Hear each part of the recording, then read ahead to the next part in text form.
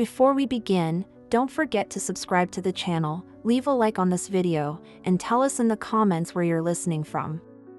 Now, let's get into the story. I never thought therapy would be the thing to break my marriage. If anything, I believed it would save us. My name is Julia, I'm 36, and for years I thought I had a marriage worth fighting for.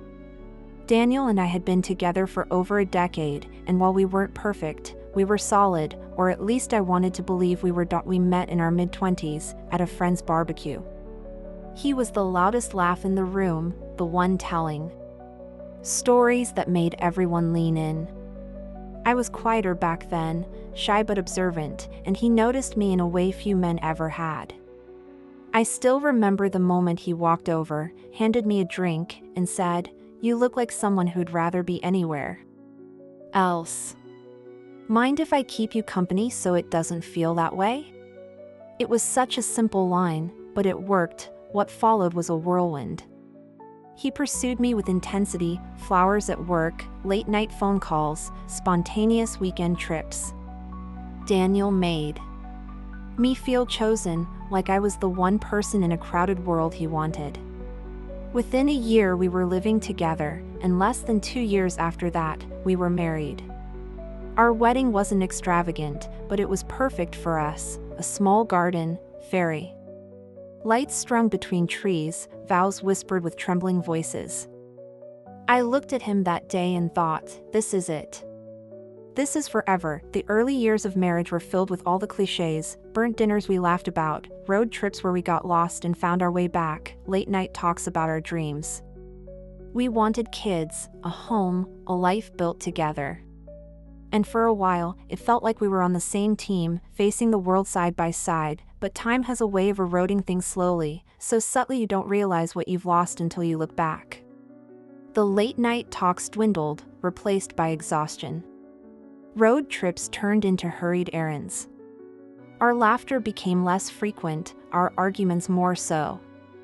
When our 2 kids were born, joy came with it, but also sleepless nights, financial strain, and endless responsibilities that stretched us thin. By our 8th year of marriage, I felt like we were more like business partners than lovers.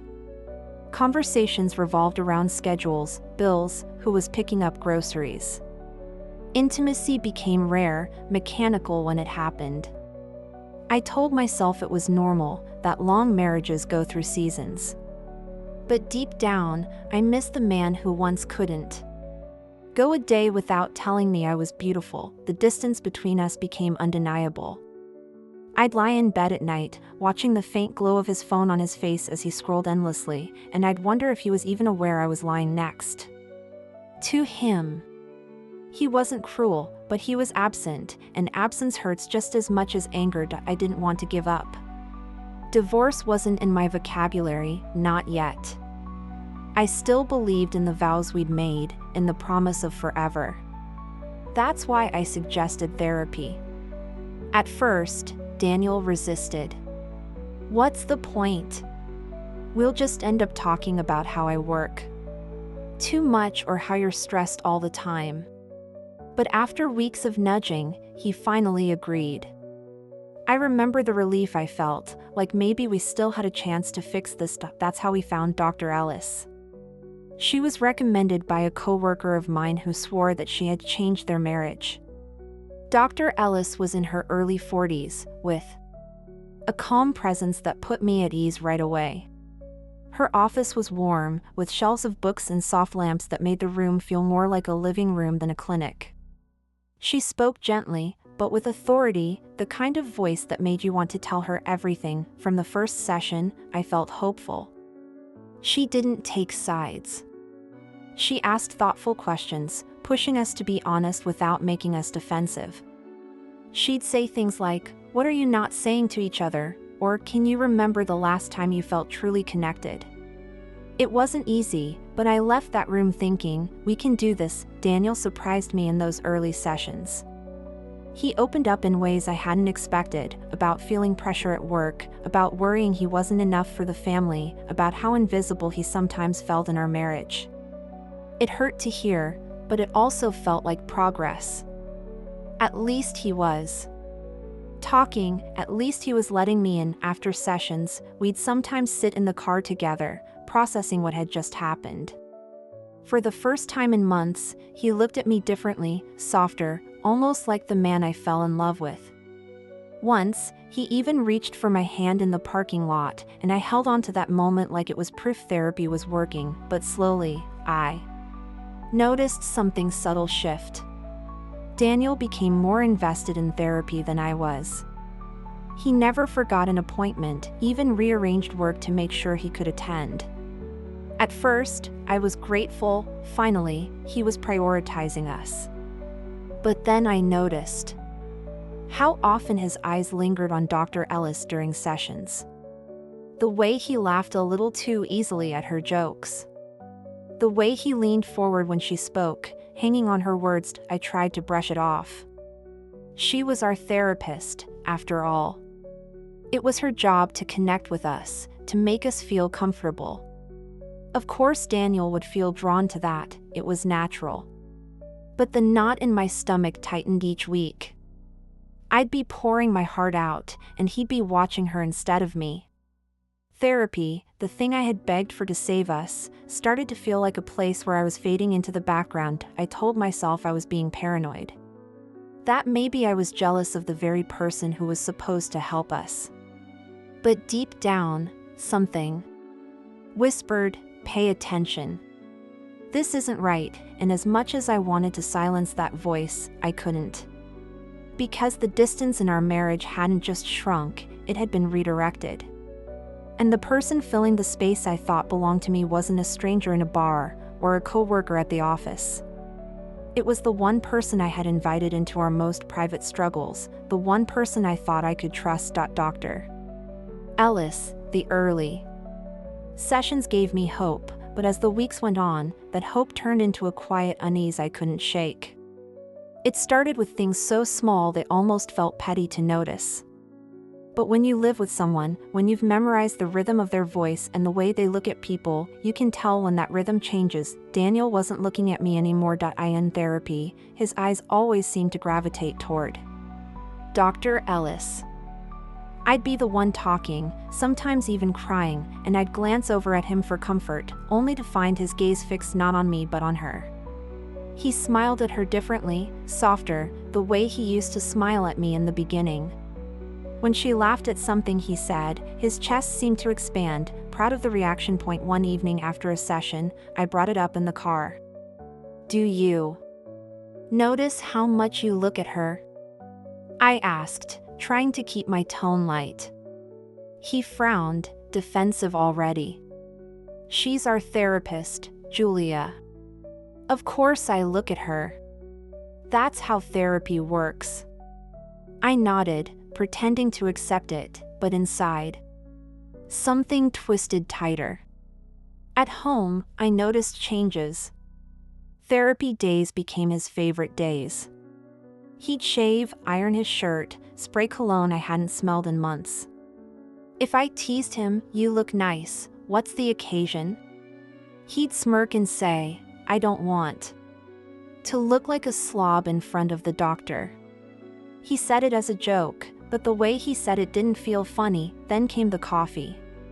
One afternoon, I walked into the waiting room and found Daniel sitting there with 2 cups. When Dr. Ellis opened her door, her face lit up. "Oh, you remembered," she said, taking the cup from him. He grinned like a schoolboy who'd impressed his favorite teacher. I froze, keys digging into my palm. How did he know her order? Why did she thank him like that wasn't the first time? I told myself it was harmless, that therapists build rapport, that small gestures mean nothing. But it kept gnawing at me. When Dr. Ellis suggested individual sessions, I hesitated. She said it would give us both space to explore our feelings separately, which could strengthen our joint work. It made sense. But Daniel seemed almost too eager to agree. And strangely, his sessions always seemed to fall late in the day, after her other clients were gone. "She's just fitting me in where she can," he said when I asked about it. "She's going out of her way for us." Us, but it didn't feel like us anymore. Insurance papers told a story he didn't. I opened an explanation of benefits one morning and found charges for sessions I hadn't known about. My name wasn't on them. Only his. My stomach dropped. That night, I set the paper in front of him at dinner. "What's this?" I asked. He barely glanced at it. "Extra sessions. We talked about that." His voice was flat, dismissive. "You never told me there were this many," I pressed. He shrugged, stabbing his fork into his food. "I didn't think it mattered. But it mattered to me." Everything mattered now. I began to watch the way they said goodbye after sessions. At first it was polite handshakes. Then side hugs.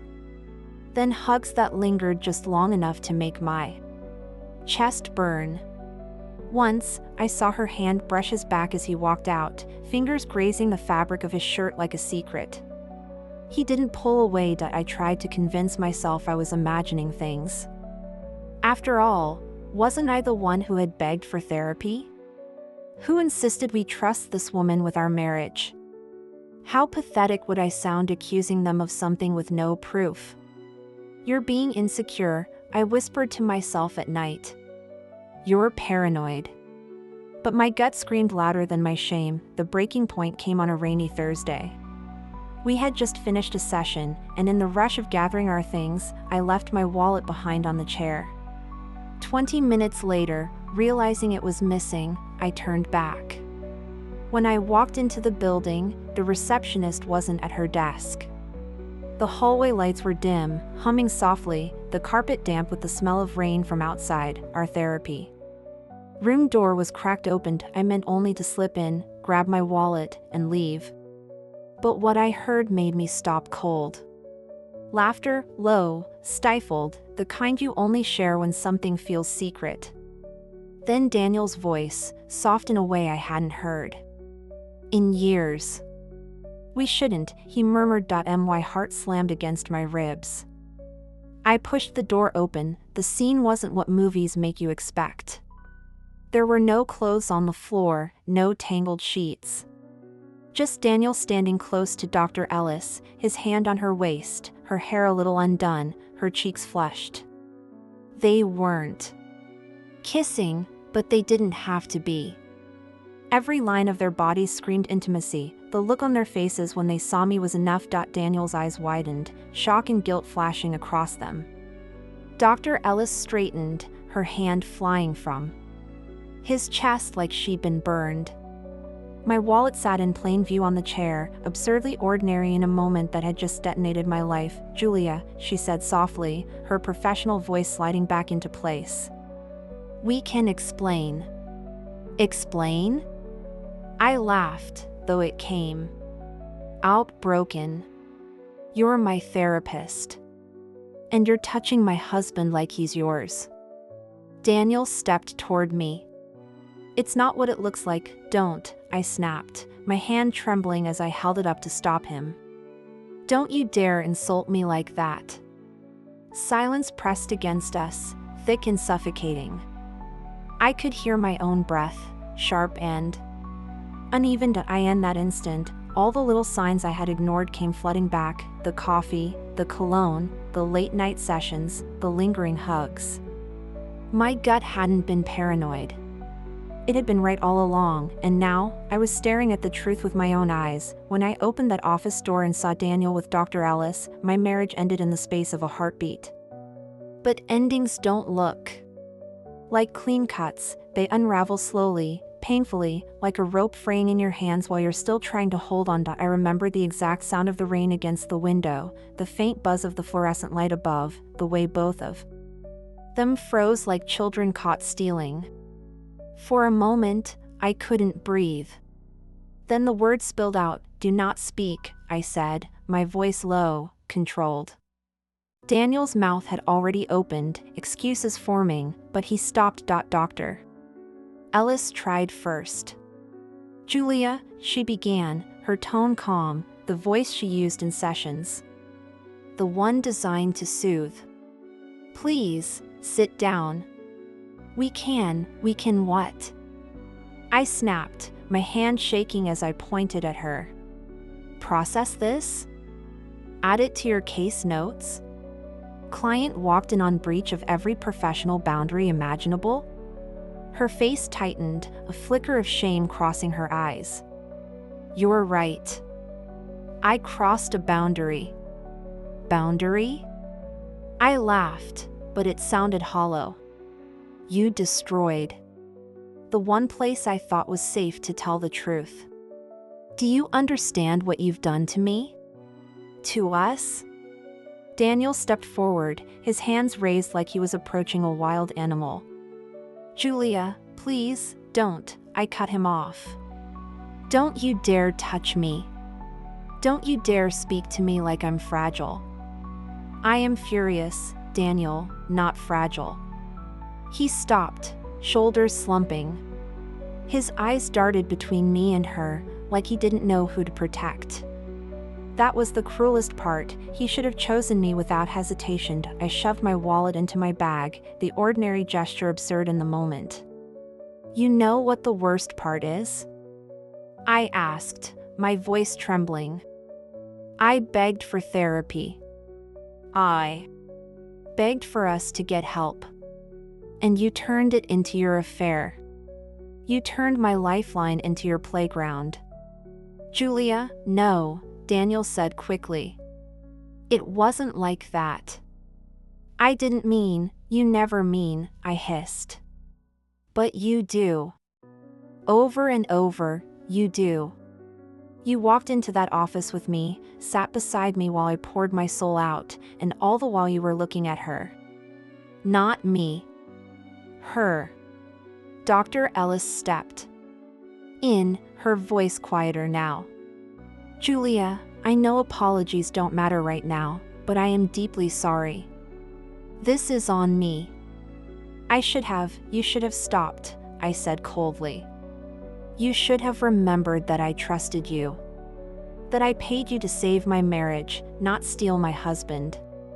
She flinched, and for the first time I saw not the calm, composed therapist but a woman stripped bare, caught in her own ruin. Good, I thought. Let her feel it, I turned back to Daniel. We're done here. Pack a bag tonight. You won't be sleeping in my house. His face crumpled. Please. Julia. Don't say that.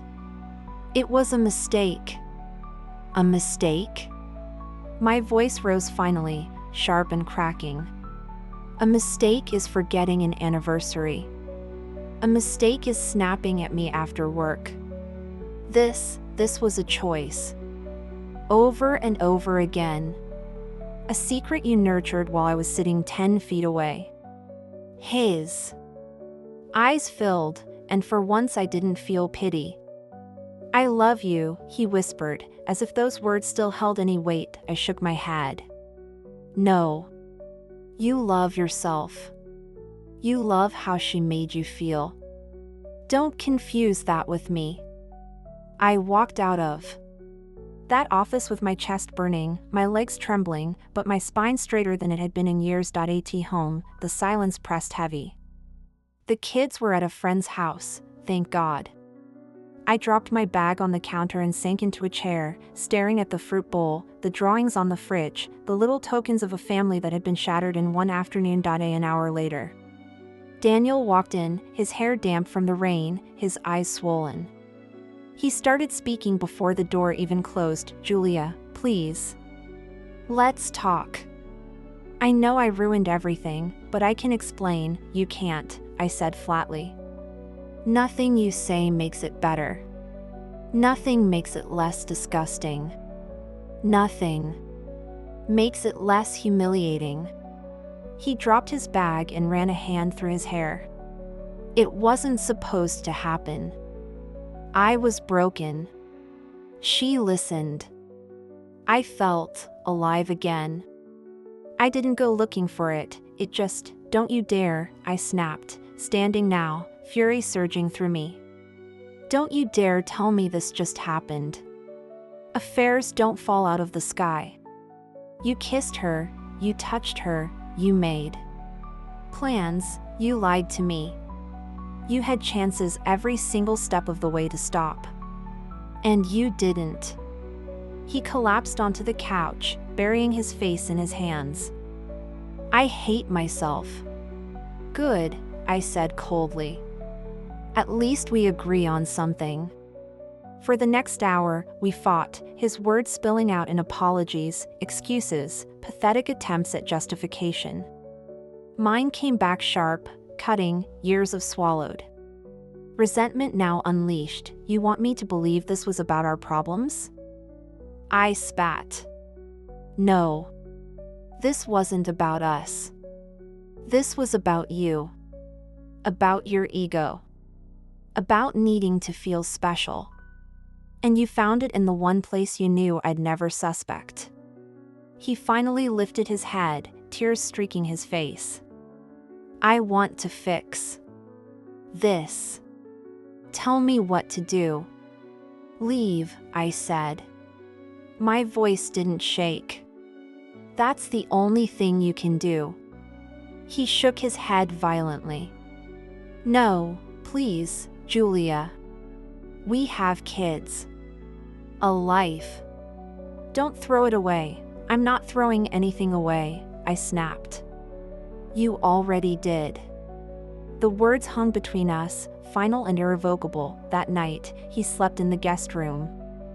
I lay awake, staring at the ceiling, my body trembling. With rage and grief, my mind replaying every detail, the coffee, the cologne, the smiles in therapy. The betrayal pressed down on me like a weight, suffocating and endless, but beneath it all, a thought burned clear and sharp: I deserved better. And this was the last time I would let him make me feel smaller than that truth. The weeks after I walked in on them felt like living inside a house after a fire. The structure was still standing, but every room smelled of smoke. Every corner reminded me of what had burned. Daniel left for his brother's house the next morning. He packed a duffel bag in silence while I sat at the kitchen table with a cup of coffee gone cold. The kids were still asleep, their dreams undisturbed by the implosion of the world they knew. I watched him carry the bag out, his shoulders slumped, his head lowered, and for a moment I almost felt sorry. Then I remembered the image of his hand on Dr. Ellis's waist, and the pity evaporated like steam. Telling the kids was the hardest part. We didn't tell them the whole truth. How could we? Instead, I said Dad would be staying with Uncle Ben for a while. Lily, who was old enough to sense the tremor beneath my voice, asked, "Did you have a fight?" I nodded. A big one, I admitted.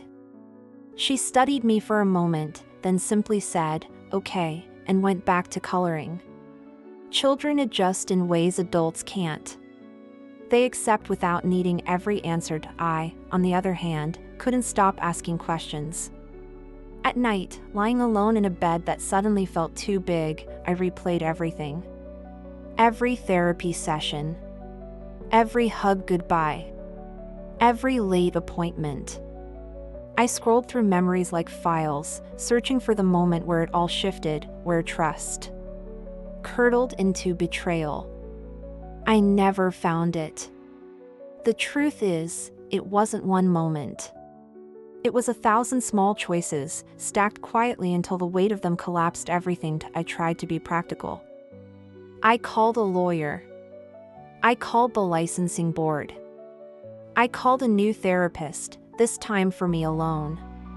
In her office, sitting on a soft chair that didn't smell like betrayal, I said the sentence out loud for the first time. I walked in on my husband with our couple's therapist. She didn't flinch. She didn't try to soften it. She just nodded and said, "That must have hurt in layers." Layers. That word broke me open. Because that's exactly what it was, not a single wound. But a stack of them, one on top of the other, cutting deeper each time. Daniel tried to apologize. He wrote me letters, long ones filled with regret and explanations. I read them, but the words didn't land. He cried during drop-offs with the kids. He promised he was cutting contact with her. He begged for another chance. But something in me had snapped too cleanly to bend back. Forgiveness is not glue. It doesn't fix what's already shattered beyond recognition. Friends rallied around me. Some showed up with wine and lasagna. Some just sat in silence, letting me cry without rushing me to stop. My mother came over one Saturday with groceries and a basket of clean laundry, as if folding shirts could patch a hole in my chest. Laura, my closest friend, reminded me every day that I wasn't crazy, that my gut had been right all along. Without them, I don't know if I would have made it through those first months intact. The clinic eventually confirmed what I already knew. Dr. Ellis had violated every ethical code. She was placed on leave, investigated, reprimanded. I got a letter filled with professional language, substantiated boundary violation, corrective action, supervised practice. The words sounded clinical, detached, but beneath them lived the reality. She had stolen something sacred from me, and now she'd face the consequences. I didn't celebrate. There is no victory in betrayal, only survival. Slowly, I began to rebuild. I found pieces of myself I had forgotten, the books I used to read, the runs I used to take, the way music sounded when I played it just for me. I painted the bedroom a new color. I bought new sheets. I took the kids to the beach for a weekend, just us, and when I watched them run toward the water laughing, I realized that joy hadn't abandoned me completely. It was still there, waiting patiently for me to find it again. There are still nights when the anger comes back, sharp and sudden. Sometimes it's triggered by the smell of rain, sometimes by the word therapy in a casual conversation. I've learned not to fight those moments but to let them pass, like storms moving across the sky. They come, they rage, and then they go.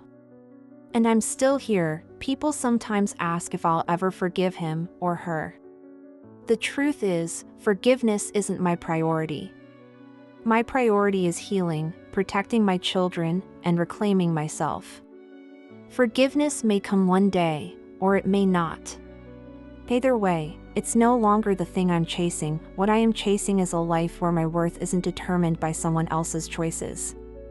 A life where trust isn't a weakness, but a strength I give carefully, intentionally. A life where the woman staring back at me in the mirror doesn't flinch at her reflection anymore. I walked in on him with my therapist. That sentence will always be part of my story. But it's not the ending. It's just the turn. The ending is still being written by me and no one else, and for the first time in a long time, I believe the next chapter might actually be mine.